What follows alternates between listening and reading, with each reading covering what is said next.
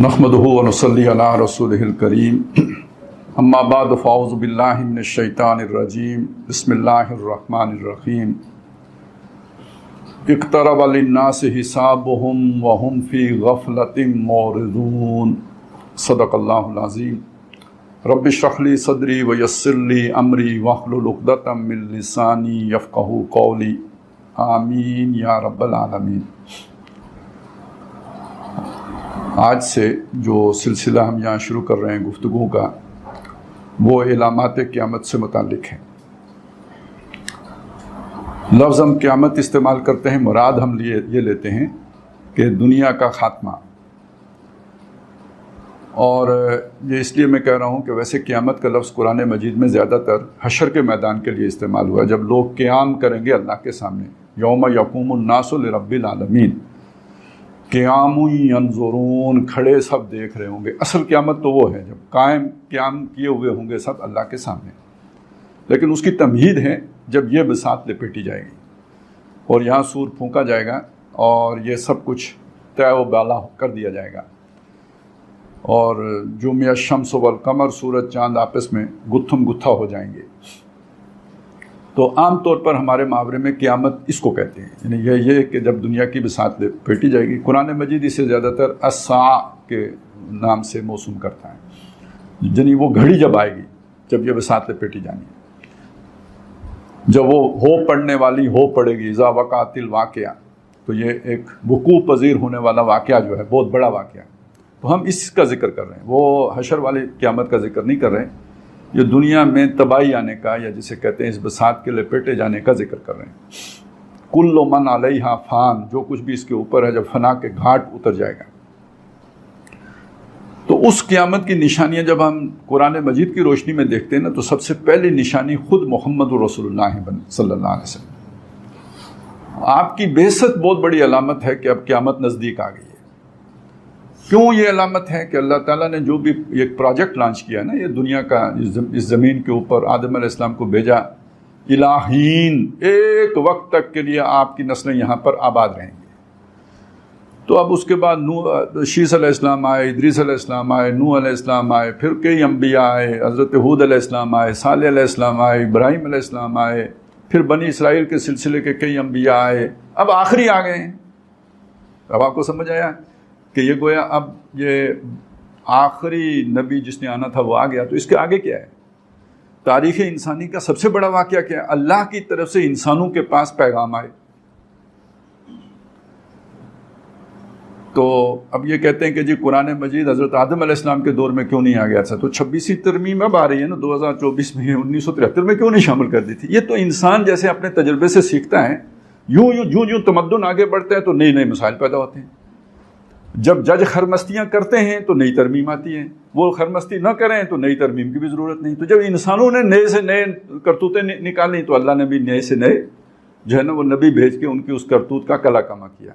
मैंने कहा चलें साथ ये भी आपको समझ में आ जाए कि ये बतदरीज इर्तिका हुआ। और जब आखिरी नबी आ गए, अल यौम अकमलतु लकुम, तुम सब के लिए आज मुकम्मल कर दिया है, दीनकुम, तुम्हारे दीन को मुकम्मल कर दिया। और ये कि इस्लाम के लिए मैं तुम्हारे साथ राज़ी हो गया। अल-यौम अकमलतु लकुम दीनकुम व अतममतु अलैकुम नेमती व रज़ीतु लकुमुल इस्लाम दीना। तो वो जिस हदायत का सिलसिला शुरू हुआ था, यानी अब आप PhD करके फारिग हो गए हो तो अब तालीमी सिलसिला ख़त्म। तो जो आपको दुनिया में पढ़ाना था पढ़ा चुके, आखिरी नबी आ चुके, आखिरी हदायत मिल चुकी, अब कोई नई गाइडेंस आसमान से आनी नहीं है। तो ये कितनी बड़ी अलामत है। आपको समझ आ रही है ना मेरी बात की कि ये तो खुद उस प्रोजेक्ट के लपेटे जाने की सबसे बड़ी अलामत है कि आखिरी किताब आपको दे दी है। तो कुरान मजीद ने इसको जा बजा बयान किया है। मैंने एक आयत आपके सामने सिर्फ रखी थी, सूरह अंबिया की पहली आयत है, इक़्तरब लिन्नासि हिसाबुहुम, अब लोगों का हिसाब उनके सरों पे आ गया, बहुत करीब आ गया है। व हुम फी गफ़लतिन मुरिज़ून, वो अब भी गफलत में पड़े एराज़ कर रहे हैं, इनकार कर रहे हैं, नहीं मान रहे। तो ये नहीं, अगर आप क़यामत की सबसे बड़ी अलामत करार देना चाहें, कोई मुझसे पूछे तो मोहम्मद रसूलुल्लाह सल्लल्लाहु अलैहि वसल्लम की बेइज्जत है। पूरे इंसानी तनाजुर में देखें तो गोया ये हुज़ूर सल्लल्लाहु अलैहि वसल्लम की बेइज्जत एंड टाइम्स की बिगिनिंग है। आखिरी वक्त की शुरुआत कहाँ से होती है? आखिरी दौर की शुरुआत कहाँ से होती है? मोहम्मद रसूलुल्लाह सल्लल्लाहु अलैहि वसल्लम की बेइज्जत से। لیکن یہ بالکل متصل قیامت سے پہلے جو واقعات ہونے ہیں ان کو اگر ہم ریورس آرڈر میں دیکھیں، میں چاہتا ہوں ذرا پیچھے، ادھر قیامت کا ہم نے ذکر کیا تو اس سے پیچھے چلیں، وہاں سے پیچھے چلیں ترتیب کو لے کے. تو قیامت سے متصلاً پہلے کیا ہوگا؟ دنیا میں قیامت جن لوگوں پر آئے گی ان میں کسی ایک میں بھی رتی برابر بھی ایمان نہیں ہوگا. بے ایمان لوگوں کے اوپر، شرپسند لوگوں کے اوپر، شریر لوگوں کے اوپر قیامت آنی ہے، گناہگار لوگوں کے اوپر. کسی کے دل میں رائی کے دانے کے برابر بھی ایمان ہو، وہ اس وقت دنیا میں زندہ نہیں ہوگا. ان کے ساتھ کیا بیتے گی؟ وہ کدھر چلے جائیں گے؟ تو وہ آتا ہے کہ ایک صبح ٹھنڈی ہوا چلے گی، کوئی خاص قسم کی ہوا ہوگی، اور دنیا میں جتنے ایمان والے ہوں گے وہ سارے کے سارے فوت ہو جائیں گے، مر جائیں گے. تو گویا ان کو اللہ تعالیٰ ایک میٹھی نیند یا میٹھی موت عطا کر دے گا. قیامت ظالموں پر آئے گی، وہ اس سے پہلے اللہ نے دنیا سے اٹھا لی. جیسے دنیا میں مختلف قوموں پر عذاب آیا تو جو لوگ نیک ہوتے تھے ان کو اللہ تعالیٰ کسی نہ کسی ذریعے سے بچاتا رہا، یا تو وہاں سے پہلے نکال لیتا تھا، وہ کہہ دیتا تھا کہ آپ یہاں سے نکل جاؤ، یا پہلے کشتی بنانے کا حکم دے دیتا تھا. تو نیکوں کو بچاتا تھا، برے لوگوں پر اللہ کا عذاب آتا تھا. قیامت ایک عذاب ہے جو برے لوگوں پر آئے گا، اور اس سے پہلے جو نیک لوگ ہوں گے ان کو اللہ تعالیٰ اپنے پاس بلا لے گا. اچھا، اس سے پہلے کیا ہوگا جی؟ اس سے پہلے کوئی ایسی علامات ظاہر ہوں گی کہ جس کے بعد توبہ کا دروازہ بند ہو جائے گا. نہیں، جو اس سے پہلے نیک ہے سو ہے، اور جو اس سے پہلے نیک نہیں ہے بس نہیں ہے. اب اس کے بعد ہدایت کا دروازہ بند، اب توبہ کسی کی قبول نہیں ہوگی. وہ جو بڑی نشانیاں ہوں گی، تو ان میں سے ایک نشانی یہ ہے کہ سورج مغرب سے نکلے گا. سورج مغرب سے نکلے گا مطلب یہ کہ یہ جو ابھی جس طرح ایکسس کے اوپر زمین گھوم رہی ہے یہ ریورس ہو جائے گا. تو بس اتنے ساری بات ہوگی. کوئی سورج پورے کو گھمانے کی ضرورت نہیں ہے، صرف زمین کی روٹیشن کو آپ الٹا گھما دیں تو سورج مغرب سے نکلنا شروع ہو جائے گا.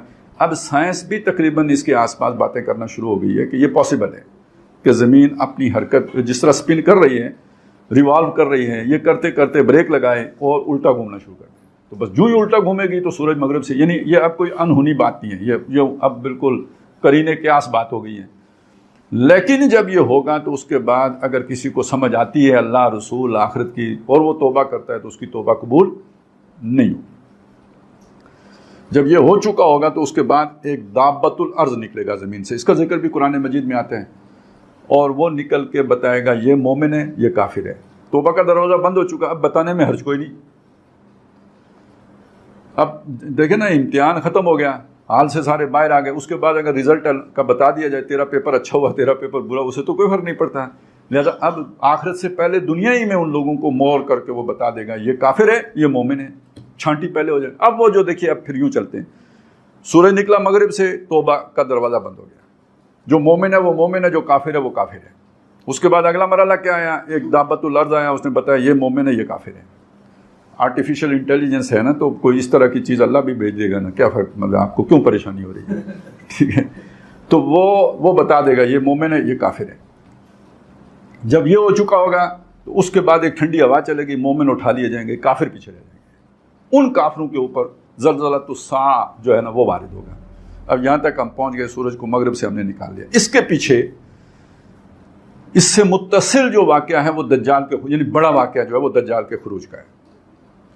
بعض لوگوں نے بڑی علامات میں دجال کو بھی شامل کیا ہے اور توبہ کا دروازہ بند ہونے کے ساتھ بھی شامل کیا، کیونکہ ایک ہی حدیث میں جب توبہ کا دروازہ بند ہونے کا ذکر ہے تو 3 چیزوں کا ذکر آیا ہے: المسیح الدجال کا، سورج کے مغرب سے نکلنے کا، اور دابۃ الارض کا.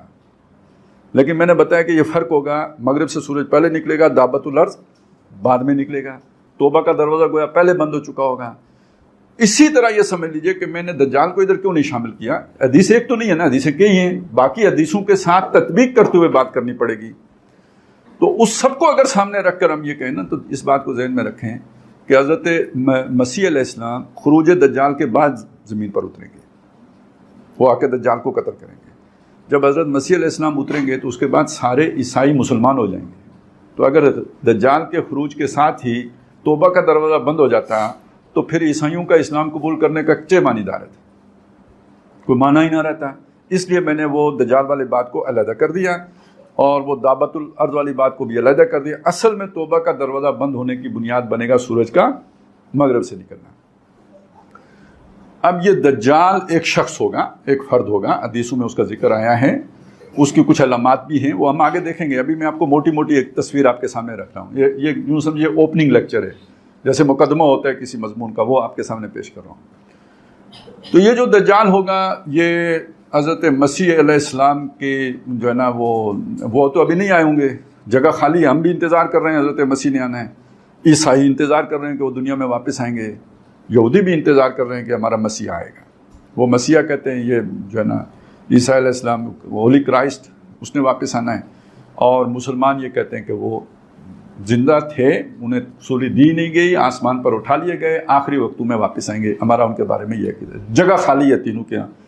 تو حضرت مسیح کے آنے سے پہلے ایک جعلی نقلی فریبی حضرت مسیح آ جائیں گے، وہ دجال آ جائیں گے، وہ بن کے آئے گا. اس کو یوں سمجھ لیں جیسے ہمارے ہاں ہوتا ہے، ہمیں ایک ضرورت ہے ایک سچے کھرے لیڈر کی، ہماری قوم کو ضرورت ہے. تو سب کو ضرورت ہے، تبدیلی آنی چاہیے. میں بھی چاہتا ہوں تبدیلی آئے، آپ سب بھی چاہتے ہیں تبدیلی آئے. تو اس کا مطلب یہ ہے کہ جو بھی تبدیلی کا نعرہ لگا دے گا تو قوم پاگلوں کی طرح اس کے پیچھے چل پڑے گی. تو پھر میرا بھی دل کرتا ہے میں وہ لیڈر ہوں کہ جو تبدیلی لے کے آئے گا. اور آپ یہ دیکھیں گے ہی نہیں کہ مولوی صاحب کو کچھ آگے پیچھے کا پتہ بھی ہے یا نہیں، تبدیلی کہتے کسے ہیں اس کا بھی پتہ ہے یا نہیں. آپ کہیں گے کہ جی تبدیلی لا کے رہیں گے اور آ کے رہے گی تبدیلی، لیکن وہ یہ سارا دجل و فریب ہو گیا. تو یوں ہی سمجھ لیجئے کہ اسی طرح حضرت مسیح علیہ السلام کی جگہ ایک فریبی آ کے کہے گا میں وہ ہوں جس کا انتظار تھا، نجات دہندہ، ظلم کا خاتمہ کرنے آیا ہوں. بہت ظلم ہو گیا ہے، اتنے غزہ والے مر گئے ہیں، اتنے شام والے مر گئے ہیں، بہت ظلم ہو گیا، میں سب کو سنبھالنے کے لیے آ گیا ہوں. تو پھر کتنے مسلمان بھی ان کے پیچھے چل پڑیں گے. اس کے پیچھے حدیث میں آتا ہے 70,000 علماء بھی اس کے پیچھے چل پڑیں گے. اس کا فریب انہیں سمجھ میں نہیں آئے گا تو وہ اس کا دجل و فریب ہوگا. یہ ایک شخص ہے.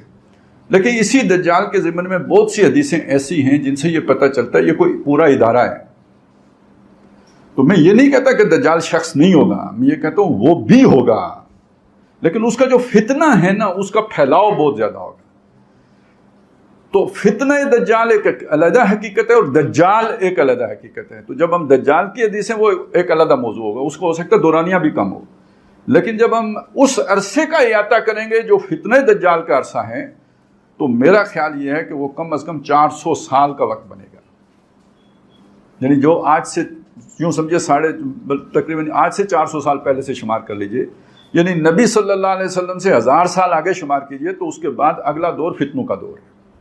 1000 سال ختم ہوئے، کتنا بڑا فتنہ اٹھا دیا تھا اکبر نے، دین اکبری کا.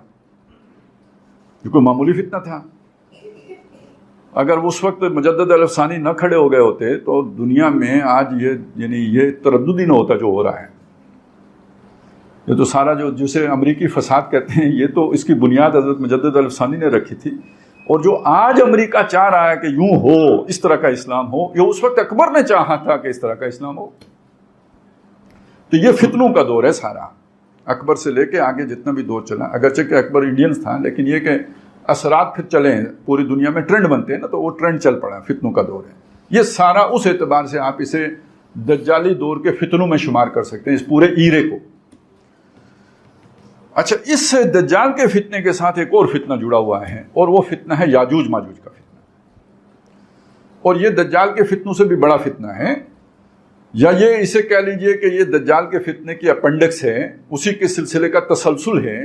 لیکن یہ کہ یہ متصل ضرور ہے دجال کے فتنے سے. میں صرف آپ کو قرآن مجید میں سورہ کاف میں جو ذکر آیا ہے نا اس کا یاجوج کا یا ذوالقرنین ان یاجوج و ماجوج مفسدون فی الارض، تو اس پر کچھ وہاں پہ کلام کیا ہے شبیر احمد عثمانی رحمۃ اللہ، تفسیر عثمانی میں انہوں نے اس کو لکھا ہے. تو اس میں وہ یہ بھی لکھتے ہیں کہ یہ جو دجال ہوگا نا، معلوم ایسا ہوتا ہے کہ یہ یاجوج ماجوج ہی کی قوم کا کوئی فرد ہوگا. میں صرف آپ کو یہ بتانا چاہ رہا ہوں کہ اس کا آپس میں کنیکشن کیا ہے، دجال کا اور یاجوج کا آپس کا کنیکشن کیا ہے. تو وہ یہ کہہ رہے ہیں کہ ایسا محسوس ہوتا ہے کہ یہ جو دجال ہوگا یہ یاجوج ماجوج ہی کی قوم کا کوئی فرد ہوگا. تو اب یاجوج ماجوج کا فتنہ گویا دجال کے فتنہ، وہ آ کے زمین بنائیں گے دجال کے لیے. پھر ان کے اندر سے جیسے پہلے زمین بناتے ہیں تو پھر فصل اگتی ہے، تو زمین بنانے والے یاجوج ماجوج ہیں اور دجال کی فصل وہاں سے اگے گی. سارا یعنی وہ سیٹنگ وہ کریں گے.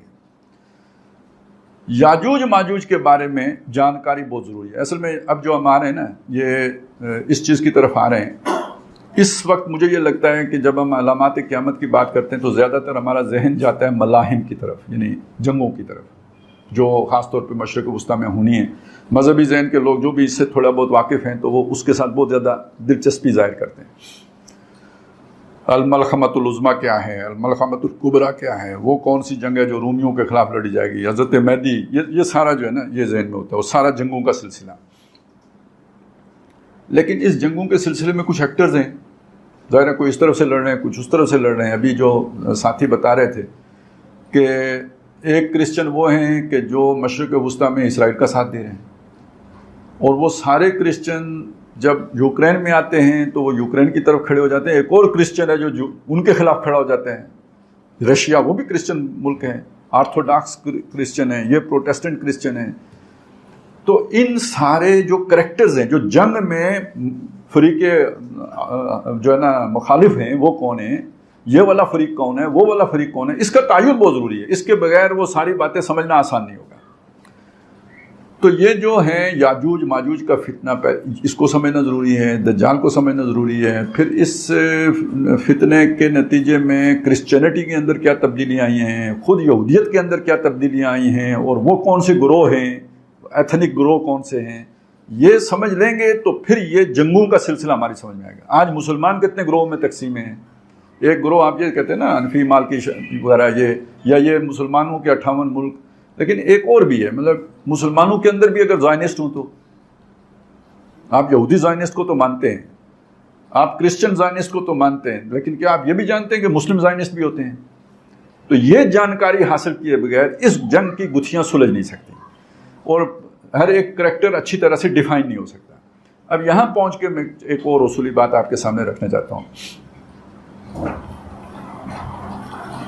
وہ یہ ہے کہ مستقبل کے بارے میں کوئی بھی بات حتمیت کے ساتھ نہیں کی جا سکتی. اجمالاً کہا جا سکتا ہے کہ یہ بات ہونی ہے، مطلب جیسے میں نے کہا سورج مغرب سے نکلے گا، بالکل ہونا ہے، ہوگا، بالکل نکلے گا، اس میں ہمیں کوئی شک نہیں ہے. مغرب سے نکلے گا، کب نکلے گا، کس مہینے میں نکلے گا، کس سال نکلے، یہ ہم نہیں جانتے. ایگزیکٹلی یہ واقعہ کیسے ہوگا، رات لمبی ہوگی کہ چھوٹی ہوگی، یا دن لمبا ہوگا یا چھوٹا ہوگا، یہ ہم نہیں. آخر بریک لگائے گی دنیا، پہلے سپیڈ سلو ہوگی، آہستہ آہستہ. اس کا مطلب یہ ہے کہ دن بڑے ہونے شروع ہو جائیں، دن اور راتیں بڑی ہونی شروع. جب سپیڈ سلو ہو گئی تو آیا یہ ہوگا یا نہیں ہوگا، اچانک جھٹکا لگے گا، رکے گی، پھر الٹی پھرنا شروع ہو گئی، کیسے ہوگا یہ تفصیلات ہمیں نہیں معلوم. ایک اجمالی بات معلوم ہے کہ ایک وقت آئے گا کہ سورج مغرب سے نکلنا شروع ہو جائے گا، تفصیلات ہم نہیں جانتے. اسی طرح سمجھ لیجئے کہ یہ جو جنگوں کا معاملہ ہے اس کے بارے میں ہم ایک رائے تو بنائیں گے، لیکن ضروری نہیں کہ وہ 100% صحیح ہو. جو ہماری سمجھ میں آئے گا وہ بنائیں گے. ہاں، حدیثیں ساری اپنی جگہ پہ برحق ہیں، ان کے غلط ہونے کا ہمیں کوئی شائبہ نہیں ہے. جو تفصیلات آئی ہیں وہ ضرور پوری ہوں گی، لیکن اصلاً کس شکل میں پوری ہوں گی آج ہم یقین کے ساتھ نہیں کہہ سکتے. جو بھی ہم کہیں گے وہ ہمارا ایک اندازہ ہوگا، لیکن وہ اندازہ بالکل بے بنیاد نہیں ہوگا. وہ ہمارا اندازہ جو ہے نا ایسا نہیں ہے کہ جی وہ جیسے کچھ نے وہ دم لگا کے کوئی اندازہ کیا ہو، اس طرح کی بات نہیں ہے. اس کے پیچھے بھی ایک یعنی کچھ علمی بنیادیں ہوں گی کہ جس پر وہ اندازہ ہوگا. لیکن اسے اندازہ ہم کیوں کہہ رہے ہیں کہ ہمیں وہ یقینی علم نہیں ہے، وہ ہمارا قیاس ہے، ہماری سوچ ہے، تو وہ بہرحال اندازے پر مبنی ہے اور اس کے غلط ہونے کا امکان یا احتمال موجود رہے گا. اب آ جائیں اس چیز کی طرف. میں چاہتا ہوں کہ آج آپ کے سامنے تھوڑا سا یاجوج ماجوج کے بارے میں بیان کر لیں، پھر اس کے بعد دجال کے بارے میں بیان، کیونکہ میں نے یہ کہا نا کہ دجال اصل میں جس کھیت سے یا جس فصل سے اس کی فصل جس زمین سے اگے گی وہ یاجوج ماجوج کی فصل ہے. تو پہلے ہم یاجوج ماجوج کو ڈیفائن کر لیتے ہیں. یاجوج ماجوج کے بارے میں جو غلط فہمیاں ہیں پہلے ان کا ازالہ کر لیں. ایک بڑی غلط فہمی یہ ہے کہ یہ صرف قرب قیامت کے وقت ظاہر ہوں گے، تو ایک ہی دفعہ یلغار ہوگی، سب کچھ کھا پی جائیں گے، پانی سارا پی جائیں گے، زمین ساری چر جائیں گے، کچھ پیچھے نہیں چھوڑیں گے. اب ظاہر ہے یہ جس طرح یہ روایات آتی ہیں اس سے پتہ لگتا ہے کوئی حیوانی قسم کی مخلوق ہوگی، پتہ نہیں کدھر سے اترے گی، انسانوں کے ساتھ اس کا کوئی تعلق ہی نہیں ہے. اور یہ جب آئیں گے تو ایسے کوئی جو ہے نا زومبیز ہوں گے کہ بس سب کو ہڑپ کر جائیں گے. کوئی ایلینز آئیں گے، کیا بلا ہوں گی یہ جو سب ختم کر دیں گے. اور اس کے بعد کوئی نارمل لائف ہے نہیں ان کے آنے کے بعد. اس کی نفی کرتی ہے ایک حدیث کہ آپ صلی اللہ علیہ وسلم نے فرمایا یاجوج ماجوج نکل چکے ہوں گے تم باغبانی بھی کر رہے ہوگے، فصلیں بھی اگا رہے ہوگے، حج اور عمرے بھی کر رہے ہوگے، گویا زندگی بالکل نارمل ہوگی۔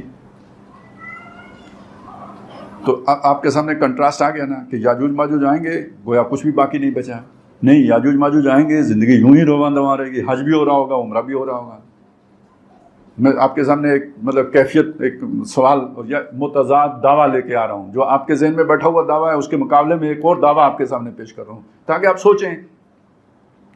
دوسری بات یاجوج ماجوج کے بارے میں جو عام ایک غلط فہمی ہے کہ ذوالقرنین نے انہیں جس دیوار کے پیچھے بند کر دیا تھا وہ دیوار آج بھی قائم ہے، اور اس دیوار کو وہ روز چاٹتے رہتے ہیں اور چاٹ کر اسے کچھ نہ کچھ جو ہے نا اس میں سوراخ نقب لگاتے رہتے ہیں، اور جب وہ ایک جھلی کے برابر رہ جاتا ہے سوراخ ختم ہونے میں سوراخ بننے میں، تو رات پڑ جاتی ہے، وہ کہتے ہیں صبح اٹھ کے پھر کریں گے، اور رات کو سو جاتے ہیں، صبح اٹھ کے کریں گے، کوئی انشاءاللہ نہیں کہتے، تو صبح اٹھتے ہیں تو وہ دیوار پھر برابر ہو چکی ہوتی ہے، لہذا اگلے دن وہ سٹارٹ فرام منو اثر نو وہ کام دوبارہ شروع کر دیتے ہیں، شام تک پھر وہی کام کرتے ہیں اور پھر رات کو سو جاتے ہیں۔ یہ کوئی ان کو جناب اب کوئی آپ اندازہ لگائیں، کوئی 600 تقریباً 2000-2500 سال ہو گئے ہیں، 2500 سال کے قریب انہیں ہو گئے ہیں یہ کام کرتے ہوئے، انہیں ابھی تک عقل نہیں آئی ہے کہ یار آج رات کو اس کو ختم کر کے ہی سوتے ہیں۔ ایک کیڑا ہوتا ہے نا زمین پر رینگنے والا کیڑا، چیونٹی ہے، اس کے آگے آپ ٹنکا رکھیں گے نا وہ اپنی ڈائریکشن چینج کر لے گا، جدھر وہ مڑا ہے ادھر آپ پھر رکھیں وہ پھر چینج کر لے گا، پھر مڑا ہے ادھر رکھیں وہ پھر چینج، 5-6 دفعہ آپ اس کے ساتھ یہ حرکت کریں نا، وہ اس کے بعد آ کے اس کے ساتھ کھڑا ہو جائے گا، پھر اس کے اوپر سے گزر جائے گا۔ اس کا مطلب ہے اس نے تھوڑی دیر سوچا ہے، انہوں نے کہا یار جدھر سے جاتا ہوں آگے دیوار کھڑی ہے تو اب اس کو اوپر سے کراس کرنا پڑے گا، ڈائریکشن چینج کرنے سے کام نہیں، اس کا مطلب اس کا بھی کوئی تھنکنگ پروسیس ہے۔ لیکن آپ نے یاجوج ماجوج کو اس قابل کیڑے جتنی عقل کے برابر بھی نہیں سمجھا کہ 2500 سال سے وہ مسلسل ایک ہی کام کر رہے ہیں، صبح اٹھتے ہیں وہ کام جو ہے نا خوب کھاتے اور وہ پھر صبح اٹھ کے شروع ہو جاتے ہیں۔ تو یا تو سمجھیں کہ ان کی جو ہے نا یہ کیا ہوتا ہے، ریم تھوڑا ہوتا ہے، یہ جو موبائل میں ہوتا ہے جو وہ میموری فل ہو جاتی ہے جلدی سے، تو وہ اس کے بعد ڈیلیٹ کر دیتے ہیں یا آٹو ڈیلیٹ پہ، ان کا بھی یہ حساب ہے کیا کہ صبح اٹھتے ہیں تو جو کل کیا ہے وہ بھی بھول چکے ہوتے ہیں کہ کل ہم نے کیا حرکت کی تھی۔ تو حدیث اصل میں بلکہ خود قرآن اس کی نفی کر دیتا ہے۔ جو ذوالقرنین نے دیوار بنائی تھی اس کے بارے میں خود ان کا قول کیا ہے، اس میں وہ نقب نہ اس پر چڑھ سکتے ہیں نہ اس میں وہ نقب لگا سکتے ہیں، ان کے بس میں ہی نہیں ہے اس میں نقب لگانا۔ تو اب آپ کیسے اس کو دیکھیے، دیوار بنائی کس کی تھی؟ لوہے کی تختوں کی دیوار بنائی ہے، چاٹنے سے لوہا جو ہے وہ بھرتا ہے۔ تو یہ بات سمجھ لیجئے، یہ چاٹنے والا کام بھی ذرا اس کو بھی ادھر رکھ دیں۔ مطلب دیکھیں حدیث ہے، دیوار چاٹنے والی حدیث ہے، لیکن اس کو کوئی اور معنی کرنا پڑے گا، یہ معنی تو ہو ہی نہیں سکتا کہ زبان سے دیوار چاٹنے کا مطلب یہ لے لیا جائے، اس کا کوئی اور پھر کرنا پڑے گا، کیونکہ اس کی قرآن نفی کر رہا ہے کہ اب ان کے لیے یہ ممکن نہیں ہے کہ اس دیوار پر چڑھ سکیں، اوپر چڑھ کے کراس کر جائیں، یہ ممکن نہیں۔ اور دوسرا یہ کہ وہ اس میں نقب لگائیں، یہ بھی ممکن نہیں۔ تو جس میں نقب تک لگانا ہتھیاروں کے ساتھ ممکن نہیں ہے، وہ زبان کے چاٹنے سے اس میں نقب لگ جائے گی، تو یہ تو قرآن کے بیان کے خلاف ہو گیا۔ تو اس کا مطلب ہے وہ دیوار چاٹنے کا مطلب کچھ اور ہوگا۔ وہ مولانا مناظر احسن گیلانی نے بیان کیا ہے، وہ میں آپ کو سنا دوں گا۔ ابھی صرف میں آپ کا مغالطے کے بارے میں جو آپ کے ذہنوں میں ہیں یاجوج ماجوج کے بارے میں چاہتا ہوں وہ ذرا ہائی لائٹ کر دوں۔ تیسرا مغالطہ وہی ہے کہ یہ کوئی آسمان سے اترنے والی مخلوق ہے۔ اس کے بارے میں مولانا شبیر احمد عثمانی رحمۃ اللہ علیہ نے اپنی جو ان کی تفسیر ہے سورہ کافی کے، اس میں انہوں نے یاجوج ماجوج کے بارے میں لکھا ہے کہ اس میں جمہور علماء کا اتفاق ہے کہ یہ جو ہیں یہ آدم علیہ السلام ہی کی اولاد ہیں۔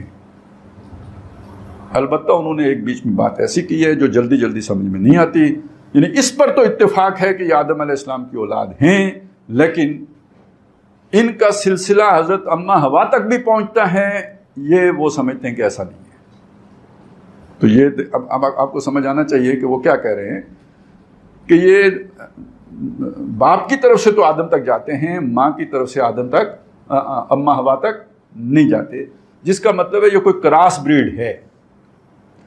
اب یہ جو کراس ہوا ہے یہ جنوں کے ساتھ ہوا ہے، حیوانوں کے ساتھ، بندروں کے ساتھ ہوا ہے، کیسے ہوا ہے یہ کہ کوئی نسل انسانی پیچھے سے چلی آ رہی تھی جس میں سے ایک کو شرف انسانیت پر فائز کر دیا گیا، دوسرے حیوان کے حیوان رہے، ان میں سے کسی کے ساتھ کراس ہوا ہے. لیکن یہ کہ کراس ہونے کے بارے میں تو بات ہے کہ اما ہوا تک یہ سلسلہ نہیں پہنچتا لیکن آدم علیہ السلام تک پہنچتا ہے. تو اس کا وہ بھی ذہن سے نکالنے کہ یہ کوئی ایسی مخلوق ہوگی جو انسانوں میں سے نہیں ہوگی. یہاں تو ثابت ہو گیا انسانوں میں سے ہوگی، اور حدیث سے بھی پتہ چلتا ہے کہ یہ انسانی ہے. اور وہ حدیث ہے کہ جس میں یہ ذکر آتا ہے قیامت کے وہ حشر کے میدان کا ذکر ہے کہ اللہ تعالیٰ سے فرشتے پوچھیں گے کہ اللہ فرمائے گا ان کو پھینکو دوزخ میں، تو فرشتے پوچھیں گے کتنوں کو پھینکیں؟ تو اللہ فرمائے گا 1000 میں سے 999 کو پھینکو. اب یہ والا جو ہے نا یہ سورۃ العصر کے بہت قریب چلا جاتا ہے. والعصر ان الانسان لفی خسر، انسان سارے خسارے میں. تو 1000 میں سے 999 خسارے میں چلے گئے تو انسان خسارے میں ہی ہے نا. تو اس پر پھر جو بھی علماء نے تشریح کیا وہ یہ کہ یہ بات جو کہی گئی ہے یہ بات یاجوج ماجوج کے بارے میں کہی گئی. اب آپ اس حدیث کو جا کے پڑھیں تو اس میں شروع ہی میں ذکر یہ ہے کہ فرشتے یہ پوچھ رہے ہیں کہ بنی آدم کا کیا کرنا ہے. اللہ فرماتے ہیں بنی آدم کے 1000 میں سے 999 کو دوزخ میں ڈال دو. تو اب وہ اگر علماء یہ کہتے ہیں کہ یہ یاجوج ماجوج کے بارے میں یہ بات ہے تو اس کا کیا مطلب ہوا کہ وہ آدم ہی کی اولاد ہے. تو وہ آسمانوں والی بات بھی ذہن سے نکال دیں اور یہ کہ کوئی غیر انسانی مخلوق ہونے والی بات بھی ذہن سے نکال دیں. اسی زمین کے اوپر آباد کوئی مخلوق ہے اور اس کا سلسلہ نسب آدم علیہ السلام تک لازماً پہنچتا ہے. اب وہ کیسے پہنچتا ہے وہ میں تفصیل جو ہے نا وہ اس وقت اسے حذف کر رہا ہوں آپ کے سامنے. نہیں، وہ عجیب و غریب باتیں ہیں، آپ کے پلے بھی نہیں پڑیں گی، آپ بھی کہیں گے یہ بور بھی ہو جائیں گے. جو عام بات ہے جو کہی جاتی ہے وہ یہ کہ یہ در حقیقت حضرت نوح علیہ السلام کے جو بیٹے یافس تھے ان کی نسل ہے. یہ آپ کو معلوم ہوگا ان کے 4 بیٹے تھے. ایک بیٹا تو غرق ہو گیا، کنعان جو تھا وہ اس طوفان کی نظر ہو گیا، اور 3 بیٹے آپ کے ساتھ کشتی میں بیٹھے تھے. ایک بیٹے کا نام سام تھا، ایک کا نام حام تھا اور ایک کا نام یافس تھا. جو حضرت سام تھے ان سے وہ سلسلہ چلا ہے جن سے یہ سارے نبی جن کا ذکر قرآن میں آتا ہے، یعنی حضرت ہود علیہ السلام، حضرت صالح علیہ السلام، حضرت ابراہیم علیہ السلام، پھر یہ بنی اسرائیل کا سلسلہ، یہ ادھر بنی اسماعیل کا سلسلہ. یہ سارے سامی النسل ہیں. یہودی بھی سامی النسل ہیں اور عرب بھی سامی النسل ہیں، بنی اسماعیل بھی. دوسرے حضرت حام ہیں. حضرت حام کی نسل کے بارے میں کہا جاتا ہے کہ یہ سندھ و ہند میں آ کے آباد ہوئی اور یونان اور قبط میں آباد ہوئی، یعنی جنوب مشرقی یورپی اقوام ہیں، اور یہ افریقہ کے اوپر یہ مصر اور سوڈان وغیرہ کے جو اقوام ہیں یہ سارے کے سامنے سارے جو ہیں یہ حامی النسل ہیں، حضرت حام کی اولاد میں سے. اور حضرت یافس کی نسل یہ ابتداً آباد ہوئی جا کے جو صحرا ہے خزارین جو ٹرائبز کہلاتے ہیں دنیا میں مشہور ہیں. تو یہ جیسے اس طرف چائنا کی طرف صحرائے گوبی ہے تو یہ بلیک سی سے اوپر جو ہے نا یہ صحرائے خزارہ ہیں جہاں پہ یہ ٹرائب جا کے آباد ہوئے. وہاں سے یہ نسلیں پھر پھیلی ہیں دنیا میں. وہی اتر کے روس کی طرف بھی آئے ہیں، ماسکو وغیرہ انہوں نے جو ہے آباد کیا. اور تورات میں جو نسب انساب کا علم ہے اس میں حضرت یافس کے بیٹوں میں ایک بیٹا ماسک بھی ہے جس کے بارے میں خیال ہے ماسکو اس نے بنایا. اسی طرح ان کے بیٹوں میں آگے چل کے نسل میں گاگ اور میگاگ بھی ہیں. یہ گاگ اور میگاگ ہی در حقیقت یاجوج اور ان کی جو نسل پھیلی وہ یاجوج ماجوج کرائیں. تو یہ رشیا میں آباد ہوئے، پھر یہاں سے نکلے، ان کی ایک قبیلہ نکلا وہ چائنا کی طرف چلا گیا، پھر ایک قبیلہ نکلا وہ جو یورپ کی نارڈرک ریسز ہیں ادھر چلے گئے، وہی پھر اترے ہیں تو برطانیہ میں، اور برطانیہ سے پھر نکلے ہیں تو Australia, New Zealand, South Africa, یہ سارے علاقے، اور آخر میں امریکہ. یعنی پورا یہ لینڈ والا حصہ کراس کر کے سمندر کراس کر کے آگے امریکہ تک بھی جو پہنچے ہیں وہ یہی تھے. کون؟ جو برطانیہ سے گئے. تو برطانیہ والے کہاں سے آئے تھے؟ یہ شمالی قوم شمار ہوتی ہے، اور اوریجن کون سا بنا؟ خزارہ بنا. وائٹ اینگلو سیکسن لوگ جو کہلاتے ہیں ان کا اوریجن خزارہ ہے، اور یہ خزارہ وہ یاجوج ماجوج کا مرکز ہے یا حضرت یافس کی قوم کا مرکز رہا ہے. تو اس کا مطلب ہوا کہ یاجوج ماجوج در حقیقت یہ جو وائٹ اینگلو سیکسن جو ہے نا وہ بھی ہیں، جو رشیا میں آ کے آباد ہوئے وہ بھی ہیں، اور جو چائنا اور کوریا اور جاپان یہ جو چپٹے والے ہیں اور ترک یہ بھی ہیں. یہ سارے گویا وہی نسل ہے جو حضرت یافس کی اولادوں پر مشتمل ہیں، انہی میں وہ یاجوج ماجوج ہیں۔ ایک یہ تو وہ چیزیں ہیں کہ جو بڑے بڑے علماء نے بیان کیے ہیں، تو مجھے بیان کرنے میں کوئی جھجک نہیں ہوتی، لیکن اب مجھے بھی بیان کرتے ہوئے تقریباً 20-25 سال ہو گئے ہیں۔ 9/11 ہوا، اس نے کھڑکیاں کھولی تھیں، اس کے بعد یہ ساری چیزیں تفصیل سے بیان ہوتی رہی۔ تو جب بھی آدمی کوئی چیز پڑھتا ہے، بیان کرتا ہے، تو ساتھ اپنا ذہن بھی چلتا ہے۔ تو کچھ چیزیں جو میں سمجھتا ہوں میرے دماغ میں آئی ہیں، صرف آپ کے ساتھ شیئر کر رہا ہوں، میں نہیں کہتا کہ وہ بالکل صحیح ہیں، میری ایک خیال ہے یا مجھے یوں سمجھ میں آئی ہے کہ دنیا میں جو اصلی آدم علیہ السلام کی نسل ہے نا، وہ ہے کہ جس میں اللہ تعالیٰ نے اپنی روح میں سے پھونکا ہے، اور جس میں اپنی روح میں سے نہیں پھونکا، یہ وہ نسل ہے کہ جو دیکھنے میں تو انسان ہے، حقیقت میں حیوان ہے۔ قرآن مجید، اگر یہ بات آپ کو سمجھ میں آئے تو قرآن مجید کے بہت سے مقامات سمجھ میں آ جائیں گے۔ وَلَقَدْ ذَرَعْنَا لِجَهَنَّمَ كَثِيرًا مِنَ الْجِنِّ وَالْإِنسِ، اور ہم نے انسانوں اور جنوں کی ایک عظیم اکثریت پیدا ہی دوزخ کے لیے کی۔ آپ کہیں گے کہ اس میں پیدا ہونے والے کا کیا قصور ہے؟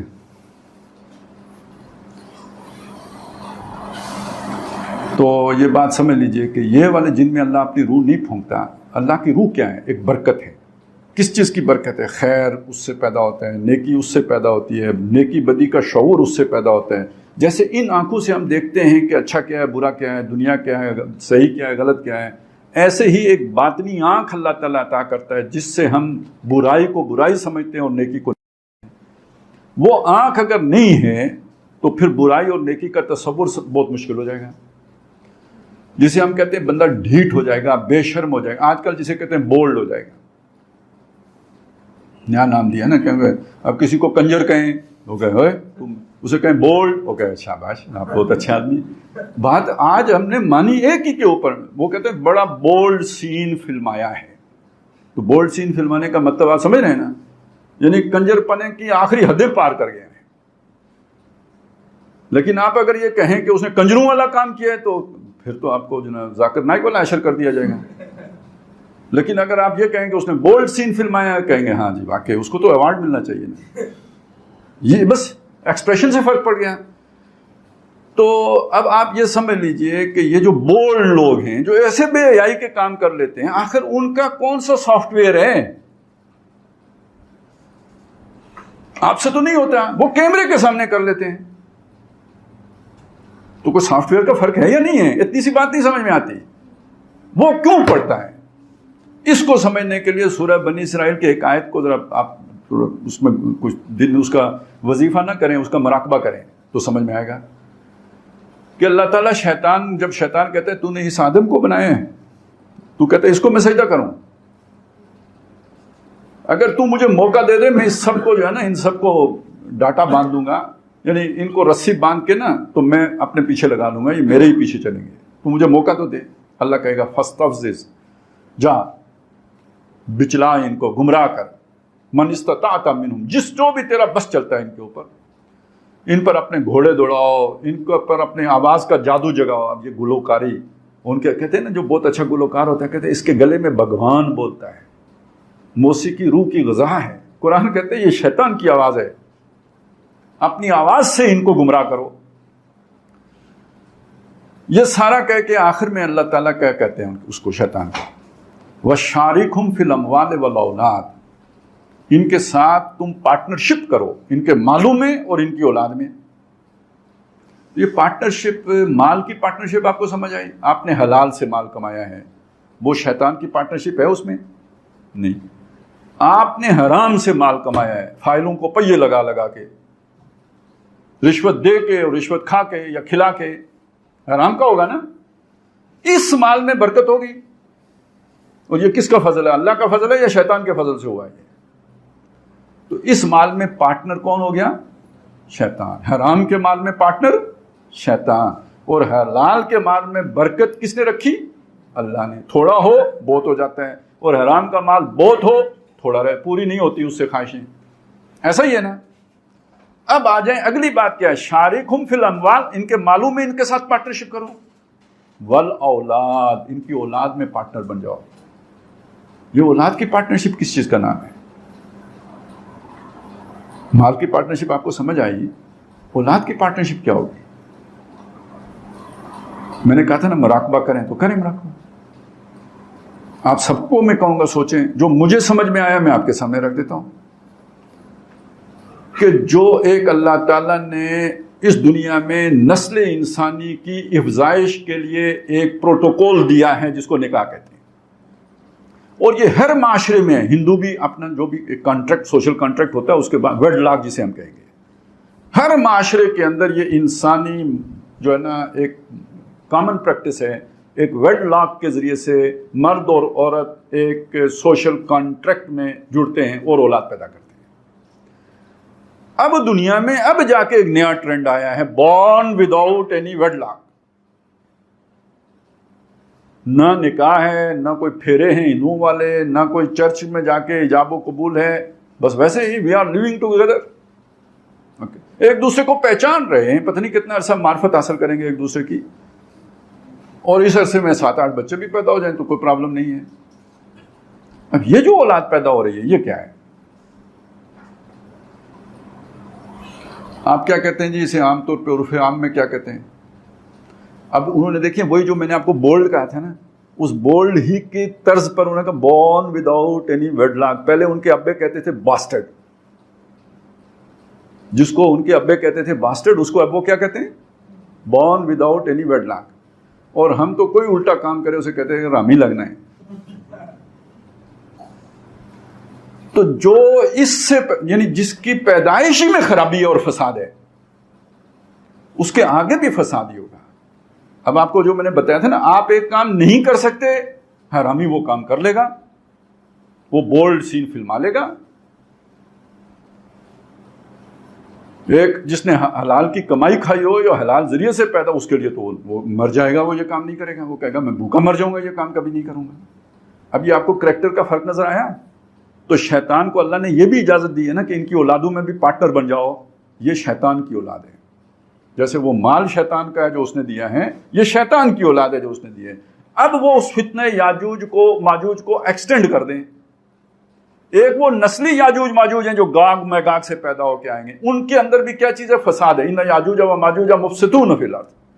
اور یہ جو یاجوج ماجوج ہیں جو پیدا تو عام انسانوں کے گھروں میں ہوئے ہیں، لیکن یہ کہ یہ born without any wedlock ہوئے ہیں،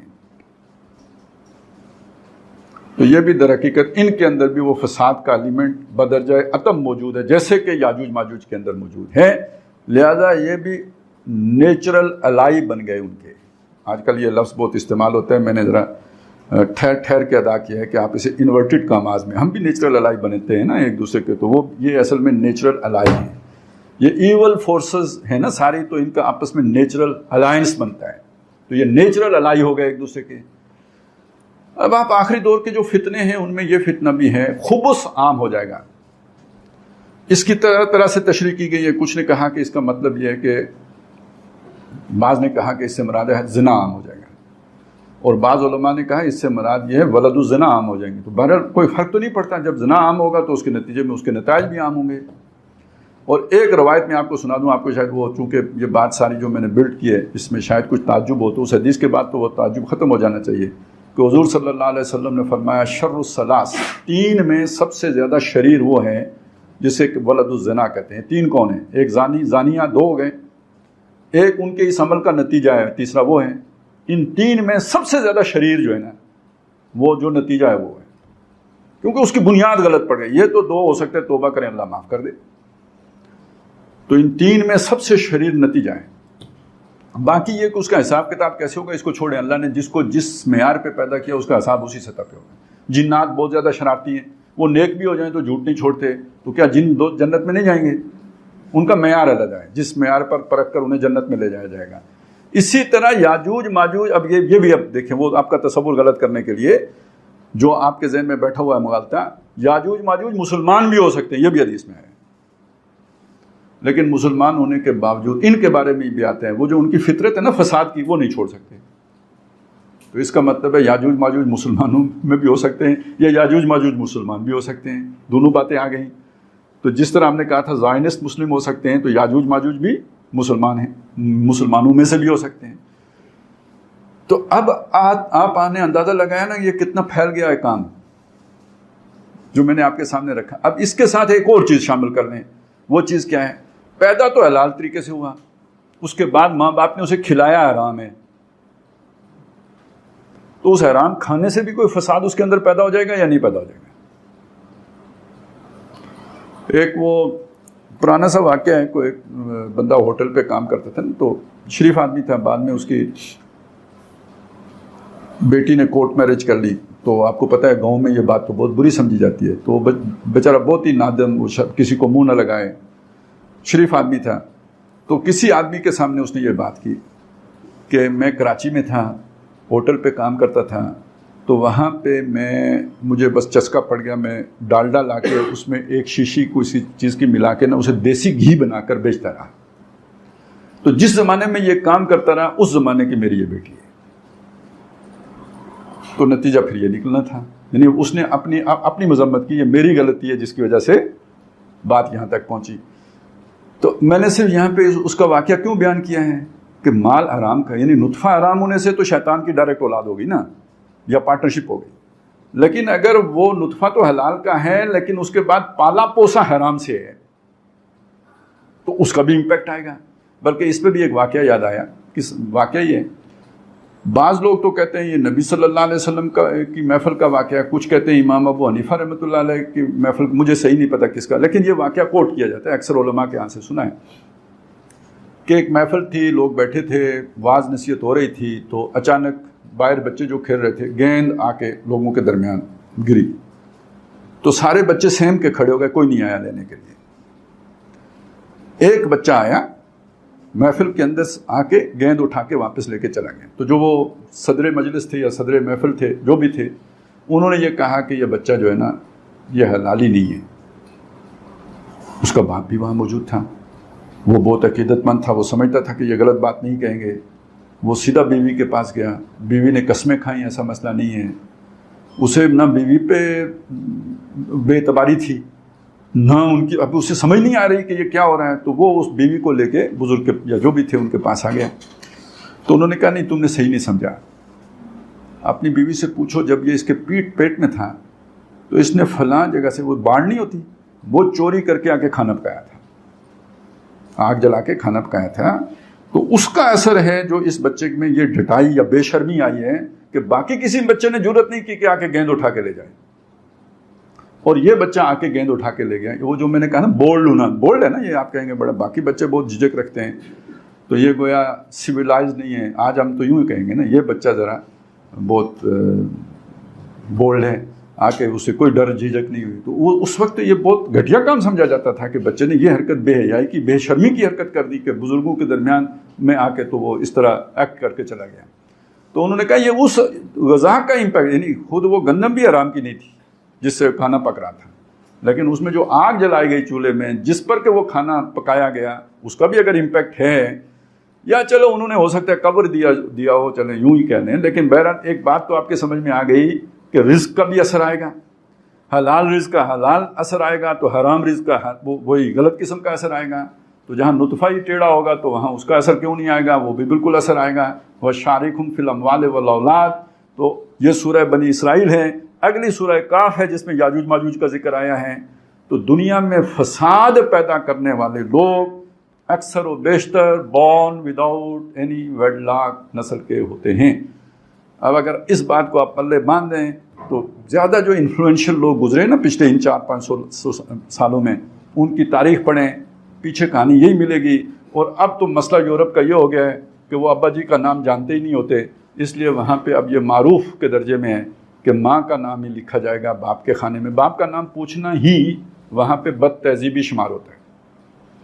آپ نے کسی کی توہین کرنا ہو تو اس سے اس کے والد کا نام پوچھیں گے, نہیں تو بس ماں کا نام کافی ہے. وہ حشر کا میدان انہوں نے یہیں برپا کر دیا ہے. تو وجہ اس کی یہ ہے کہ ماں کو خود نہیں پتا ہوتا کہ کس کا بیٹا ہے. بھائی وہ کوئی ایک آدھ ہو تو اسے پتا ہو, تو اسے تو خود نہیں معلوم ہوتا ہے, اس لیے اس کا حل اب یہ نکالا گیا ہے. تو اب وہ فساد نہیں مچائیں گے تو کیا کریں گے. یہ ہے یاجوج ماجوج کا پورا تعارف. اور اب آخری بات یہ کہ ان کا جو خروج کا تصور ہے یہ کہ ایک ہی بار ہوگا اور دیوار گرے گی تو ہوگا, یا یہ کہیں آسمان سے اتریں گے.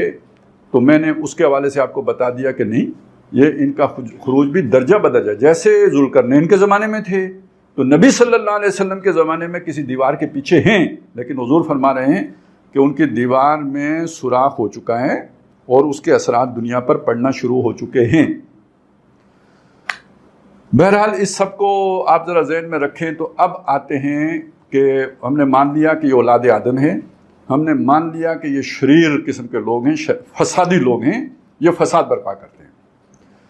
اب آخری بات کی طرف آئیں کہ اس وقت دنیا در حقیقت جن ہاتھوں میں ہے وہ یاجوج ماجوج کے ہاتھ ہی ہے۔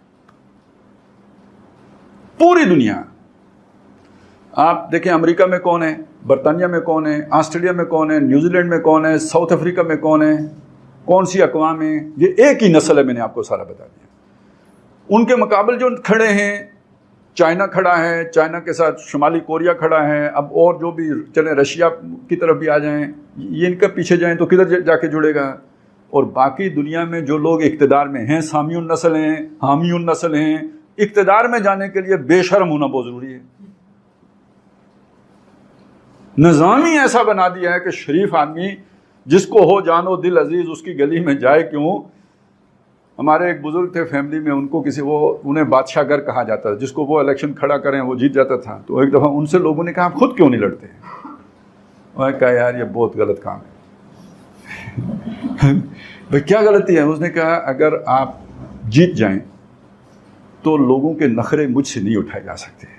کوئی آ کے کہے گا یہ کام کرو، یہ مجھ سے نہیں ہوتا، اور اگر میں ہار جاؤں تو یہ مجھ سے برداشت نہیں ہو سکتا، نہیں یہ کام میں نہیں کرتا۔ تو ایک اور بزرگ کھڑے ہوئے، وہ نیک آدمی تھے تبلیغی جماعت کے، وہ صبح تک ان کی اکثریت ہوتی تھی، شام تک اقلیت ہو جاتی تھی۔ پتہ یہی چلا کہ بھئی وہ بھی نہ کسی کے ساتھ تھانے جا سکتے ہیں، کسی نے غلط کام کروانا ہے تو وہ سفارش نہیں کر سکتے۔ تو لوگوں کو اندازہ ہوا کہ یہ بندہ ہمارے کام کا نہیں ہے، تو وہ کہتے ہیں ہمیں ذرا تیز بندہ چاہیے۔ سمجھ گئے نا؟ اب تیز ہونے کے لیے وہ لڑکا تیز تھا نا جو آ کے گیند لے کے چلا گیا تھا۔ میں مطلب کسی فرد کو نہیں کہہ رہا، سچی باتیں نہیں کہہ رہا، لیکن میں آپ کو ایک بات سمجھا رہا ہوں۔ ایک ٹرینڈ بن چکا ہے کہ خبیث قسم کے لوگ ہی اس میں جو ہے نا وہ کوئی مقام حاصل کرتے ہیں۔ اب یہ دیکھیں نا 2 مہینے ہو گئے کیا ڈرامہ لگا رہا ہے، ترمیم آ رہی ہے، ترمیم جا رہی ہے، ترمیم، لوگ جاگ جاگ کے مر گئے ہیں، ترمیم میں ترمیم ہو رہی ہے لیکن ترمیم نہیں ہو رہی، اور اطمینان سے سارے اپنا اپنا کھیل کھیل رہے ہیں، اور یہ ان کے یہاں پہلے سے طے ہوگا کہ کرنی کس تاریخ کو ہے۔ باقی ڈرامے بازی ہے ساری۔ تو یہ ڈرامے ایک شریف آدمی کر سکتے ہیں؟ یہ نیچرل الائی بن جاتے ہیں یا نہیں بن جاتے؟ یہ کدھر سے ڈھونڈے انہوں نے؟ اب میں ذرا آپ کے سامنے ایک تفصیل رکھتا ہوں۔ دیکھیں محمد رسول اللہ صلی اللہ علیہ وسلم سے پہلے سے ان کو قید کس نے کر دیا؟ حضرت ذوالقرنین نے قید کر دیا، اور انہوں نے کہہ دیا ایک وقت آئے گا یہ دیوار گرے گی اور نکلیں گے۔ اس کے بعد نبی صلی اللہ علیہ وسلم کی بعثت ہوتی ہے، آپ کوئی دیوار تو قائم نہیں کرتے لیکن آپ نے ایک روحانی دیوار کھڑی کی ہے۔ ذوالقرنین نے اگر کوئی فزیکل دیوار کھڑی کی تھی لوہے کے تختوں کی، تو محمد رسول اللہ صلی اللہ علیہ وسلم نے ایک روحانی دیوار کھڑی کی ہے نظام خلافت راشدہ کی۔ یہ کیا کرتے ہیں؟ یہ فساد کرتے ہیں۔ اس کے مقابلے میں محمد رسول اللہ صلی اللہ علیہ وسلم نے ایک میزان عدل اجتماعی پر مبنی دین کی بنیاد رکھ کر ایک نظام قائم کر دیا، عدل اور انصاف پر مبنی۔ فساد ظلم سے جنم دیتا ہے نا، لوگوں پر ظلم، دوسرے کا حقوق ہڑپ کر لینا، یہ فساد ہے۔ یہ فسادی قوم ہے، یاجوج و ماجوج فسادی ہیں۔ ذوالقرنین انہوں نے کہا جی دیوار بنا دو ہمارے لیے۔ ذوالقرنین نے کہا ٹھیک ہے آپ افرادی قوت دو، ٹیکنالوجی فری، خراج دیں گے آپ کو، یعنی اس کے بھی پیسے دیں گے۔ انہوں نے کہا نہیں اس کے پیسے یہ تو مجھے اللہ نے دیا ہے، یہ تو فری ہے، مفت ہے۔ آج دنیا میں آپ دیکھیں انٹلیکچوئل رائٹس کا ایک تصور ہے، مطلب ایک چیز میں نے ایجاد کی ہے، اب یہ قیامت تک میری ہے، اس کی آنرشپ میری ہے، اور اس کے لیے جناب جب بھی کوئی اسے استعمال کرے گا تو ایک حصہ پیسوں کا وہ مجھے ٹرانسفر ہو جائے گا۔ یہ چیز ہے۔ سب سے زیادہ پیسے کس چیز کے لیے جاتے ہیں؟ ٹیکنالوجی ٹرانسفر کرنے کے لیے جاتے ہیں۔ ذوالقرنین نے وہ کام فری میں کیا۔ سمجھ آئی میری بات کی؟ تو ایک ہوتا ہے ذوالقرنینی آرڈر اور ایک ہوتا ہے یاجوجی ماجوجی آرڈر، یعنی نظام، ذوالقرنینی نظام، یاجوجی ماجوجی نظام۔ تو محمد رسول اللہ صلی اللہ علیہ وسلم نے ایک ذوالقرنینی آرڈر نافذ کر کے، ایک ذوالقرنینی عادلانہ نظام قائم کر کے یاجوج ماجوج کو ڈک دیا تھا، دور کر دیا تھا، دفع بلا کر دیا. اور پھر وہ تو تھمتا نہ تھا کسی سے سیل رواں ہمارا کہ مصداق کہاں سے کہاں تک وہ عدل جو ہے نا وہ یورپ تک پہنچ گیا، اسپین فتح کر لیا، آدھے فرانس تک پہنچ گئے. یہ سب ہوا. اور پھر تقریباً آج سے 400 سال پہلے یعنی حضور صلی اللہ علیہ وسلم سے 1000 سال بعد ریورسل شروع ہوا ہے. سب سے پہلے مسلمانوں کے ہاتھوں سے جو ملک نکلا ہے وہ اسپین ہے. اور کب نکلا ہے؟ 1492. آج ہم ہیں 2024 میں. کتنے سال ہو گئے جی؟ 500 تو 24 اور 8 32 سال. 532 سال پہلے اسپین ہمارے ہاتھ سے نکلا. تو اسپین کے پیچھے کیا تھا؟ اوپر کی طرف برطانیہ. برطانیہ مرکز کس کا؟ یاجوج ماجوج کا. تو وہ ڈکے ہوئے تھے آپ نے، اسپین تک جا کے آپ نے ڈک دیا تھا. اب اسپین ان کے قبضے میں آ گیا. اب اگر وہ آگے آتے ہیں متمدن دنیا کے، بلکہ وہ ایک بات بھول گیا میں، وہ بھی یاد کرا دوں کہ تورات میں کسی بزرگ کا یا کسی نبی کا مکاشفہ ہے، یعنی جو انہیں کشف ہوا وہ بیان کیا گیا ہے، اور اس میں پیشن گوئی ہے نبی صلی اللہ علیہ وسلم کی. یہ تو آپ کو پتہ ہے نا کہ تورات میں، انجیل میں حضور صلی اللہ علیہ وسلم کی پیشن گوئیاں ہیں. تو وہ پیشن گوئیاں ہیں اس میں حضور کی آنے کی، اور اس میں حضور کو فارقلیت کہا گیا ہے. جب وہ فارقلیت آئے گا، فاران کی پہاڑیوں سے آئے گا، یہ اس میں سارا بیان کر کے تو پھر بتایا گیا کہ وہ اس طرح کا امن کرے گا، یہ ہوگا، سکون ہوگا. تو اس کے 1000 سال کے بعد، یہ میں اصل میں 1000 سال وہاں سے لے رہا تھا کہ حضور صلی اللہ علیہ وسلم کی بعثت کے 1000 سال کے بعد پرانا سانپ، یہ تورات کی جو ہے نا اپنی ٹرمنالوجی ہے، پرانا سانپ وہ ابلیس کو کہتے ہیں. پرانا سانپ یعنی شر کی طاقت ابلیس یاجوج ماجوج کے لشکر لے کر قدسیوں کے شہروں پر ٹوٹ پڑے گا اور دنیا کو فساد سے بھر دے گا. اب اس فساد کی 3 لہریں ہیں، ان کی طرف ہم بعد میں آئیں گے، لیکن پہلے میں اس ذرا سیلاب کا ذکر کر لوں. تو گویا آپ نے جا کے ان کو بریک لگا دی تھی اسپین تک. تو اب سب سے پہلے آپ کے ہاتھوں سے اسپین نکلا. اب اگر وہ مزید نیچے کی طرف آتے ہیں تو آگے ترکی، سلطنت عثمانیہ. ابھی آپ ڈرامہ دیکھ کے فارغ ہوئے ہیں، وہ ارطغرل والا، تو وہ سلطنت موجود ہے. گویا دیوار کھڑی ہے آگے، روحانی دیوار، اور پورے طاقت، سلطنت کی طاقت کے ساتھ کھڑی ہے. اب وہ ادھر سے پینیٹریٹ نہیں کر سکتے. تو ہوا کیا تھا؟ ہوا یہ تھا کہ واسکو ڈی گاما نے رستہ تلاش کر لیا تھا. اگر اسپین مسلمانوں کے پاس ہوتا تو برطانیہ کا نیچے آنا ممکن نہیں تھا. تو وہ ساحل کھل گیا ان کا، تو وہ گھومتے گھومتے گھومتے نیچے چلے گئے افریقہ کے ساحل تک، اور وہاں سے اس نے ایک لیفٹ ٹرن لیا اور انڈیا پہنچ گیا، round the Cape of Good Hope. یہ دیوار ادھر کھڑی رہ گئی، یہ پچھواڑے سے ہو کے آ گیا. اب جب وہ ایک دفعہ ہو کے چلا گیا تو پھر اس اگلی دفعہ تجارتی کمپنیاں آنا شروع ہو گئیں، مال تجارت ادھر سے ادھر اور ادھر سے ادھر ہوتے ہوتے ہوتے ہوتے ادھر اکبر کا جو ہے نا وہ وقت بھی آ گیا. یعنی ایک ہی وقت میں دیکھیں یہ شر کی طاقتیں کیسے، ہمیں تو نظر آئے گا علیحدہ علیحدہ کام ہو رہا ہے، لیکن پیچھے ماسٹر مائنڈ تو شیطان ایک ہی ہے. اور یہ شاہ جہاں کے دور میں شاید ان کا کوئی معاہدہ وعدہ ہوا، اور پھر اس کے بعد چلتے چلتے چلتے انہوں نے آ کے 1757 میں سراج الدولہ کو شکست دے کر پہلا ایک باقاعدہ قبضہ کر لیا بنگال کے اوپر. اور 1857 میں یہ جسے وہ غدر کہتے ہیں، ہم جنگ آزادی کہتے ہیں، تو سلطنت برطانیہ کا اقتدار ہندوستان میں قائم ہو گیا. ہندوستان میں قائم ہونے کے بعد انہوں نے 2 کام کیے. ایک یہ کہ یہاں کی فوج بنائی، اور وہ تو انگریز افسر تو تھوڑے ہوتے تھے، اصل تو ڈز کرنے والے، جو گولیاں مارنے والے تو یہاں سے ہوتے تھے. پھر انہوں نے لارڈ کرزن کے زمانے میں جو ہے نا مشرق وسطیٰ کا رخ کیا، اور وہ جو کہانی آپ نے سنی ہوگی وہ کیا ہے، وہ لارنس آف عربیہ، اور اس کے ساتھ ساتھ لارڈ کرزن نے دورہ بھی کیا تھا، اور یہ ساری ساز باز وہ کر کے آیا تھا. عربوں کو بھڑکا کے آئے تھے ترکوں کے خلاف.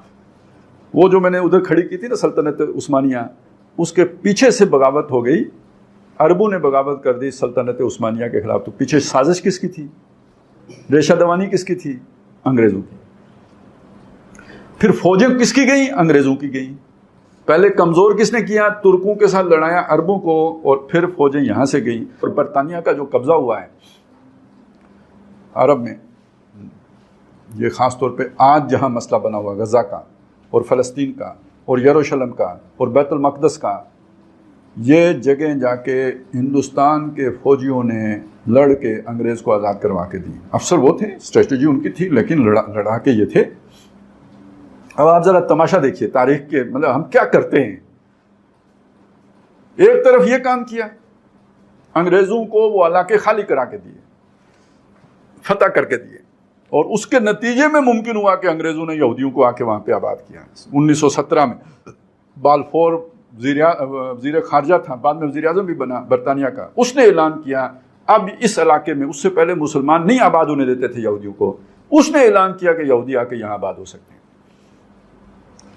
ایک طرف یہ کام کیا، یہ بھی ہندوستان کے لوگوں نے کیا، اور دوسری طرف جب اس کے نتیجے میں خلافت ختم ہو گئی 1924 میں، 17 میں یہ ہوا تو 24 میں خلافت ختم ہو گئی، تو پوری دنیا میں سب سے بڑی تحریک خلافت کے حق میں جو چلی وہ بھی ہندوستان میں چلی. تو ادھر خیر بھی ادھر سے نکلا کہ ایک علامت سامنے آئی، شر کی علامت بھی سامنے آئی. بلکہ اس کا ایک دلچسپ واقعہ ہے، شاید آپ کو اچھا لگے، کم از کم سڑے پوجے دلوں کو تو ضرور اچھا لگے گا. وہ یہ ہوا کہ خالق دینہ حال ہے کراچی میں، اس میں تحریک خلافت کے بعد تحریک ترک موالات شروع ہو گئی تھی. ترک موالات کا مطلب ہے انگریز کے ساتھ نو کوآپریشن، قطع تعلق. تو یہ تحریک شروع ہو گئی. اس تحریک کا ایک جلسہ تھا، جیسے ہم بیٹھے ہیں وہ بھی جلسہ تھا. اسٹیج پہ کئی علماء بیٹھے ہوئے تھے، تحریک موالات کے جو ہے نا سرکردہ رہنما بیٹھے ہوئے تھے، سامنے لوگ بیٹھے ہوئے ہیں. تو جو فرنٹ رو تھی نا، پہلی رو، اس پر وہ نیک بزرگ بیٹھے ہوئے تھے جو ابھی تازہ ریٹائرڈ ہو کے آئے تھے. اور یہ وہ تھے کہ جنہوں نے انگریز کی فوج میں شامل ہو کے بیت المقدس فتح کر کے انگریز کو دیا تھا. اب جو ادھر مولوی صاحب بیٹھے ہوئے تھے، ہمیں دیکھا یار اگلی لائن میں تو یہ بیٹھے ہوئے ہیں. تو جو انہیں تب چڑھی ہوگی آپ اندازہ لگا سکتے ہیں. باقیوں نے تو تقریریں کی. ایک مولوی صاحب اتنی دیر میں انہیں نظم آمد ہو گئی، اور ایک نظم لکھ لی، اور اس نظم کا جو پہلا شعر تھا میں آپ کو سنا دوں تھوڑا سا چلے. نہیں، وہ میری اس پوری اس کے ساتھ جڑتا ہے. انہوں نے وہ جو پہلا شعر تھا نا، بن کے اب ترک موالات کے حامی آئے. پہلے تو انگریز کے حامی تھے نا، اب ترک موالات کے حامی بن کے اب ترک موالات کے حامی آئے، کر کے برباد حرم کو یہ born without any wedlock آئے. ٹھیک ہے، وہ تو آپ کو حامی کے ساتھ جوڑیں گے تو سمجھ میں آئے گی انہوں نے کیا کہا تھا. تو اب آپ ایک بات سمجھ لیں، یہ میں نے آپ کو پورے خبیثوں کا کٹھا چٹھا سامنے کر کے بتا دیا ہے. اس کو آپ سمجھیں کہ یہ سارا سیناریو ہے جس کو دیکھ کے ایک بات علامہ اقبال کہہ رہے ہیں.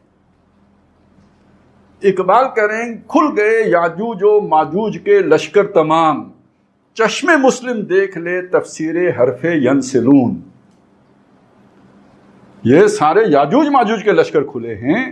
اور وہ جو سورہ انبیاء میں آیا ہے کہ وَهُمْ مِنْ كُلِّ حَدَبٍ يَنْسِلُونَ، کہ جب یاجوج ماجوج کے لشکر کھلیں گے تو ہر جو حدب جگہ ہوگی اس کے اوپر سے پھسل دوڑتے ہوئے آ رہے ہوں گے. تو یہ دیکھ لو نا کیا دنیا کا نقشہ ہے. سریع الحرکت افواج کہاں برطانیہ سے چلی ہیں اور آ کے جزیرۃ العرب پہ قبضہ کر لیا ہے. یہ 100 سال پہلے کی کہانی میں آپ کو سنا رہا ہوں. تو یہ جو کچھ اس وقت مشرق وسطیٰ میں ہو رہا ہے، اسے آج 2024 کے ساتھ ہی دیکھیں گے تو آپ ٹھوکر کھائیں گے، غلط دیکھیں گے. اس کو ایک طرف اس تاریخ کے تناظر میں دیکھیں، پہلی جنگ عظیم، دوسری جنگ عظیم، اور دوسری طرف اسے قرآن و حدیث کی ان جو بنیادیں میں نے آپ کے ساتھ اس کی روشنی میں دیکھیں. تو یہ ابھی دجال تو نہیں آیا، لیکن جس زمین سے اس نے اگنا ہے وہ یاجوج ماجوج کی فصل پوری دنیا میں پھیل چکی ہے. اب رہ گیا اس وقت جو کانفلکٹ ہے ان کے درمیان، وہ کیا ہے؟ وہ معاشی کانفلکٹ ہے، اور وہ چائنا اور امریکہ کے درمیان ہے. وہ کیا ہے؟ یہ کہا جاتا ہے کہ چائنا کی معیشت اتنی تیز رفتاری سے ترقی کر رہی ہے کہ 2030 تک وہ امریکی معیشت سے آگے نکل جائے گی. امریکی معیشت کا آپ اگر اندازہ لگائیں تو وہ کیسے اندازہ لگائیں گے کہ وہ کیا ہے؟ آپ یوں سمجھ لیجئے، امریکہ اس وقت $33 ٹریلین کا مقروض ہے. کتنا؟ $33 ٹریلین کا مقروض ہے. پاکستان ایک ملک ہے جو دیوالیہ ہونے کے قریب ہے، اس کے اوپر جو ٹوٹل قرضہ ہے وہ 120 بلین ہے، اور یہ 1000 بلین کا 1 ٹریلین بنتا ہے۔ ہمارے اوپر کل قرضہ کتنا ہے؟ 120 بلین، تو 120 میں 880 اور جمع کریں تو 1 ٹریلین بنتا ہے، اور امریکہ کے اوپر صرف قرضہ کتنا ہے؟ 33 ٹریلین، لیکن اس کی معیشت اس کا بوجھ اٹھا رہی ہے، ہم سے 120 بلین کا نہیں اٹھایا جا رہا، وہ 33 ٹریلین کا اٹھا رہی ہے، تو معیشت کتنی بڑی ہوگی؟ اس معیشت کو ایک اور معیشت سے خطرہ ہو گئے ہیں، وہ چائنا کی ہے۔ اب کچھ مطلب میں صرف ایک آپ کو جھلکی دکھا رہا ہوں۔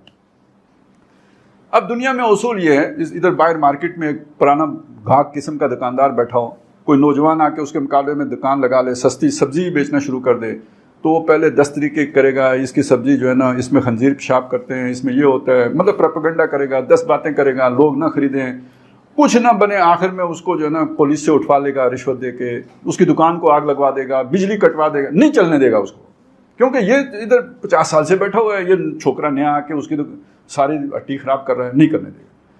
تو یہ پورا من طریقے سے نہیں ہوتا ہے، لہذا اب امریکہ بہادر کنٹینمنٹ آف چائنا پالیسی پر عمل پیرا ہو گیا۔ ظاہر ہے دوسرے نے بھی اپنی کوشش کرنی ہے۔ یہ پھڈا ہے، میں اس وقت اس کی تفصیل میں نہیں جا رہا کہ پھڈا کیسے آگے بڑھا ہے، لیکن جب ہم اس کو انڈیکیٹ کر رہے تھے تو لوگ اسے کانسپریسی تھیوری کے ساتھ جوڑ رہے تھے۔ آج وہ سارے بڑے بڑے تجزیہ نگار یہی بات کر رہے ہیں۔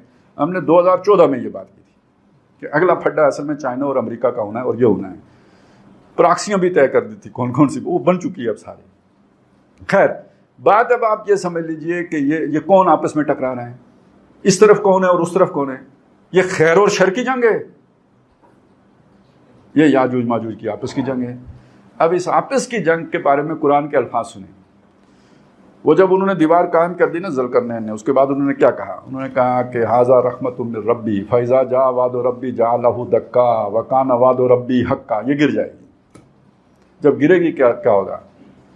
وترکنا بعضهم یومئذ یموج فی بعض، جب دیوار گرے گی تو ہم یاجوج ماجوج کو ایک دوسرے میں چھوڑ دیں گے، انہیں کھلا، ابھی تو ڈکے ہوئے نا، کھلا چھوڑ دیں گے، اور وہ ایک دوسرے میں گتھم گتھا ہو رہے ہوں گے۔ ایک ترجمہ یہ کیا گیا، اور ایک ترجمہ کیا گیا وہ ایک دوسرے میں موج ماری کر رہے ہوں گے۔ یہ مناظر حسن گیلانی کا ترجمہ، موج ماری کر رہے ہوں گے۔ یہ موج ماری کی پھر انہوں نے تشریح کی کہ سمندر جو ہوتا ہے نا اس میں موجیں ہوتی ہیں، موج کے اوپر موج ہوتی ہے، اور جو اوپر موج ہوتی ہے وہ نیچے والی موج کے اوپر سوار ہوتی ہے، تو نیچے والی موج گویا اس کے ساتھ تعاون کر رہی ہوتی ہے، تب وہ اوپر ہے، لیکن ساتھ ہی وہ تعاون کرنے والی موج اس کوشش میں بھی ہوتی ہے کہ اوپر والے کو نیچے گرا کے اس کے اوپر خود سوار ہو جائے۔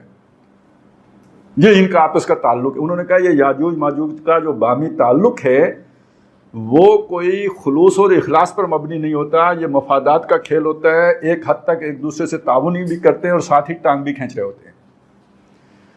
تو جو کوئی انٹرنیشنل افیئرس کو سمجھتا ہے وہ اس بات کو سمجھے گا کہ آج دنیا میں کیا ہو رہا ہے۔ چلیں تھوڑی بہت بھی اللہ نے سمجھ دیو، آج اپنے دفتروں کے حالات دیکھیں تو یہی ہو رہا ہوتا ہے، بیوروکریسی میں یہی ہو رہا ہوتا ہے سارا، کیونکہ وہ بھی سارے بولڈ ہوتے ہیں، تو جب بولڈ ہوتے ہیں تو یہ سارے کام چلتے رہتے ہیں ساتھ ساتھ۔ یہ اس کا خاصہ ہے بولڈ ہونے کا کہ مدد لو، کندھا استعمال کرو، جب اوپر ہاتھ پڑ جائے تو سب سے پہلے اس کو لات مارو جس نے کندھا دیا ہے۔ تو اس وقت دنیا میں یہی ٹرینڈ ہے، اسی کو کہتے ہیں تیز بندہ۔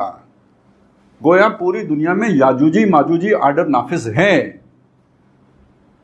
ذوالقرنینی آرڈر نہیں، اور ان کی آپس میں سر پٹھول ہے، آپس میں جنگ ہے، اور مسلمانوں کو یا جو بھی تھوڑے بہت خیر کی طاقتیں ہوں وہ ان کی مٹھی میں ہیں، ان کی پراکسیز ہیں۔ یہ سلسلہ زیادہ عرصہ نہیں چلے گا، آگے جا کے اس میں تبدیلی آ جائے، لیکن اس وقت بالکل ابھی موجود وقت میں پوزیشن یہ ہے، جنگ کسی اور کی ہے اور استعمال کسی اور کو کیا جا رہا ہے۔ یہ اس وقت چل رہا ہے، آگے بھی چلے گا، لیکن آگے جا کے اس میں فرق آ جائے گا، اور یہ در حقیقت آغاز ہے اس جنگی سلسلے کا جس کو احادیث میں الملحمۃ العظمیٰ یا الملحمۃ الکبریٰ کہا گیا۔ اس کی طرف ہم بعد میں آ جائیں گے۔ میں نے آج آپ کے سامنے یاجوج ماجوج کا ایک تعارف عرض کر دیا ہے۔ اب اگلی نشست میں ہم دجال کے بارے میں جو ہے نا کچھ معلومات شیئر کریں گے، پھر ہم جنگوں کے سلسلے کی طرف آئیں گے، الملحم جو ہے یا ملاحم جو ہیں ان کی طرف آئیں گے۔ اقول قولی ھذا واستغفر اللہ لی ولکم ولسائر المسلمین والمسلمات۔